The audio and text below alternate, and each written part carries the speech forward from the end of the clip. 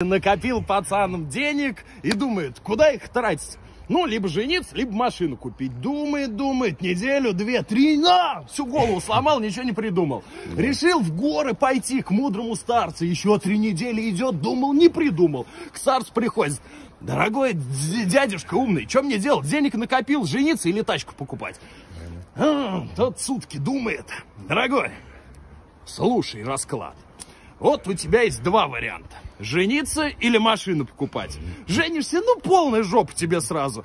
А если машину покупать, на иномарку у тебя денег не хватает, это полная жопа. Отечественную купишь, у тебя будет 2 варианта.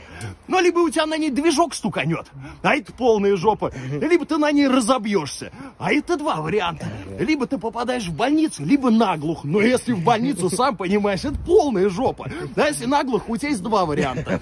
Либо тебя похоронят в цинковом гробу, либо в деревянном. Но если в цинковом, это полная жопа, сам понимаешь. А если в деревянном, есть 2 варианта. Либо ты прорастаешь кустицем, либо деревцем. Вот если кустицем, сразу полная жопа. А если деревцем, у тебя есть 2 варианта. Либо тебя на дрова пускают, либо из тебя бумагу делают. Но если на дрова пускают, то, сам понимаешь, полная жопа.